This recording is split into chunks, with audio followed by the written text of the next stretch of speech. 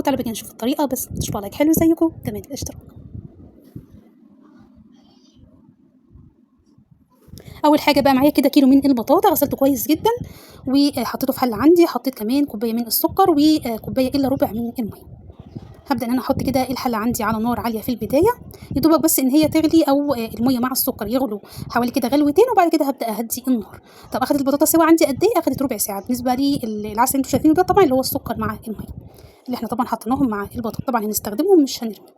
طب بعد كده هقشر البطاطا، يعني مش لازم نسيبها تبرد، انا قشرتها كده وهي دافيه. تمام كده قشرتها اهو. هضيف بعد كده ربع كوبايه من السكر، هو يستحسن صراحة ان هو يكون سكر ناعم، وكمان البطاطا دافية عندي، فلما اقلب السكر مع البطاطا هيكون سهل ان السكر يدوب. كمان حطيت معلقة كبيرة من العسل اللي هو السكر مع المية اللي حطيناهم مع البطاطا. هقلب بعد كده، يعني ما احتاجتش هراسة ولا حاجة، البطاطا كانت مستوية كويس جدا، فقلبت بالمعلقة، فطبعا اتهرست معايا بكل سهولة.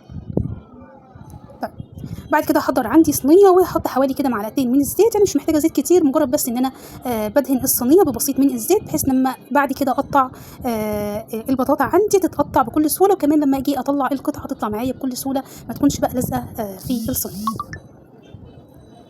طب هبدا بعد كده اسوي بقى كده البطاطا. هنا صراحه حسيت ان الكميه قليله، فهرست حبه بطاطا تانية ونزلت بيها طبعا على البطاطا. ده بس اسوي كده البطاطا، وبعد كده حطيت الصينيه في الفريزر.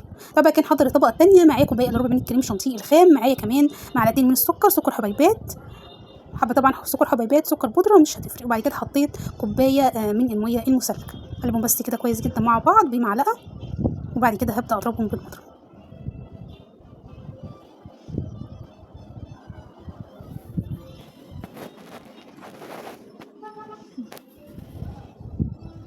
ده بقى كده كريم شانتيه او القوام يعني اللي احنا عايزينه.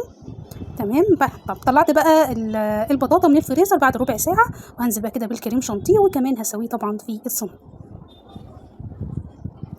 هنضرب بس الصينيه كده، وهدخلها في الفريزر لمده ربع ساعه.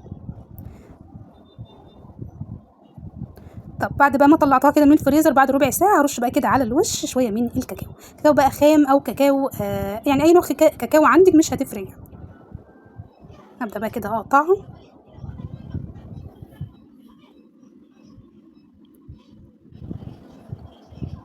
طب كده نشوف القطعه بقى كده وجمالها. عايزه اقول لكم بالنسبه للطعم، بصوا كانكم بجد بتاكلوا جاتوه، حته جاتوه لذيذه جدا ومميزه جدا جدا.